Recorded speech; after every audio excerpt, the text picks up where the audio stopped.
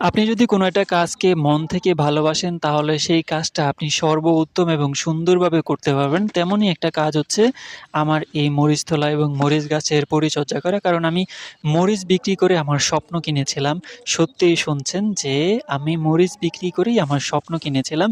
কিভাবে? আমার ২০২০ সালের দিকে আমি ১ম হচ্ছে কম্পিউটার শেখা শুরু করি। কম্পিউটার শিখব বলে আমি কম্পিউটার ট্রেনিং সেন্টারে কম্পিউটার শিখতে যাই এবং ৬ মাসের একটা কোর্স করার পরে আমার মনে হয় যে এবার আমার হচ্ছে একটা কম্পিউটার কিনা উচিত এবং ফ্রিল্যান্সিং এর কোনো একটা স্কিল, অনলাইনের কোনো একটা স্কিল আমার শেখা উচিত। এখন এই জিনিসটা করতে হলে আমাকে খুব বড় একটা ইনভেস্টমেন্ট করতে হবে। একটা কম্পিউটার কিনতে হবে এবং কম্পিউটার না কিনলে আসলে আমি ওই জিনিসগুলা করতে পারতেছি না বা পারব না। এখন আমার জীবনের সবচাইতে বড় সমস্যা হচ্ছে আমি যে এই ৪০-৪৫ হাজার টাকা দিয়ে একটা কম্পিউটার কিনবো, আমার ফ্যামিলির ওই আর্থিক অবস্থা নাই যে আমাকে একটা কম্পিউটার তারা কিনে দেবে। কারণ আমার পুরো ফ্যামিলিটাই ওই সময় চলতো ধরুন ৮০,০০০-৯০,০০০ টাকা বা ৳১,০০,০০০ ভিতরে একটা রেঞ্জ আছে, ওই রেঞ্জে। প্রত্যেকটা পরিবার ফ্যামিলিরই একটা রেঞ্জ আছে। তো ৮০-১,০০,০০০ ভিতরে যেই ফ্যামিলিটা চলে সেই ফ্যামিলি যখন ৪০-৪৫,০০০ টাকা দিয়ে একটা ফোন একটা হচ্ছে কম্পিউটার কিনে দিবে, সেক্ষেত্রে সেই জিনিসটা পরিবার থেকে না পাওয়ার সম্ভাবনাটাই আসলে বেশি। তো ওই সময়টায় করোনাকালীন সময়ে আমাদের খামারে হচ্ছে বোম্বাই মরিচ চাষ হয়।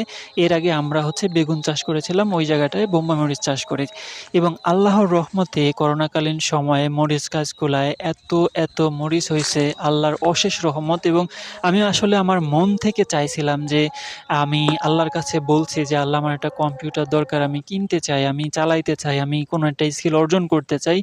আল্লাহ পাক আমার ওই যে মনের মন থেকে চাওয়া তাকে রাজি করানো, তো ওই রাজি করানোর ফলে আমাদের খামারে হচ্ছে অনেক মরিচ হয় এবং ওই সময়টাতে আমি প্রায় প্রতিদিন সকালবেলা মরিচ তুলতাম এবং সেইগুলাকে হচ্ছে বাজারে নিয়ে যাইতাম। বাজারে নিয়ে আড়তে দিতাম। তারপর হচ্ছে সেই আড়তে দিয়ে এসে আবারও আমি মরিচ তোলা শুরু করতাম। ঠিক এভাবেই হচ্ছে আমার যেই জার্নিটা, সেই জার্নিটা চলতে থাকে। চলতে হঠাৎ করেই আমি আমার যেই ফান্ড আছে, সেই ফান্ডটা আমি আস্তে গুছানো শুরু করি। ১ম আমি গোছানো শুরু করি হচ্ছে আমার এক বড় আপু ছিল যিনি আমাকে ঈদ সালামি ৳৫০০ দিয়েছিলেন। সেই ৳৫০০ দিয়ে হচ্ছে আমি কম্পিউটার কিনবো এটা বলে টাকা জমাই এবং পরবর্তীতে আরও ২ টা ঈদ যায়, যেই ঈদে হচ্ছে আমি আমার আব্বু হচ্ছে আমাকে কাপড়-চোপড় কিনার জন্য, শপিং করার জন্য টাকা দিয়েছিলেন। সেই টাকা আমি খরচ করি নাই, রেখে দিয়েছিলাম। তারপর হচ্ছে আমি সেই টাকাগুলো আস্তে জমাইতেছিলাম এবং পাশাপাশি হচ্ছে এই যে মরিচগুলাকে বাজারে নিয়ে যাইতাম, বাজারে নিয়ে আমি হচ্ছে যেই সাইকেল দিয়ে নিয়ে যাইতাম তো আ রিক্সা ভাড়াটা বাঁচতো। তো ওই রিক্সা ভাড়াটা থেকে আমি বেশি হচ্ছে আরো আমি নিতাম, নিয়ে হচ্ছে জমাইতাম এবং প্রতিদিনের যেই হাত খরচ ছিল কলেজে যাওয়ার জন্য, তারপর হচ্ছে আমার যেই টিফিন খরচ ছিল, সেগুলাকে আমি একত্র করে তারপর হচ্ছে এই জমাইতে একদিন হঠাৎ করে দেখি আমার ৳৩৫,০০০ র মতো হয়ে গেছে।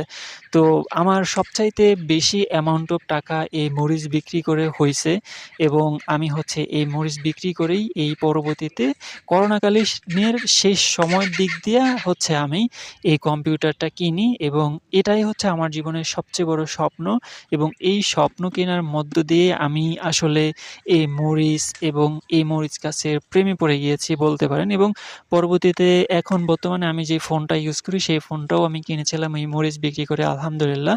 তো আল্লাহ পাক আমাকে এটার মাধ্যমে আমার ২ টা স্বপ্ন পূরণ করার তৌফিক দিয়েছেন। এজন্য আমি এই জিনিসগুলাকে অনেক বেশি ভালোবাসি। তো সবশেষে একটা কথাই যে কেউ যদি মন থেকে কোনো কিছু চায় এবং আল্লাহকে রাজি করাইতে পারে তাহলে কোন মাধ্যমে, কোন ওসিলায় আল্লাহ পাক তাকে সেই জিনিসটা দিয়ে দিবেন সেটা আমরা নিজেরাও জানি না।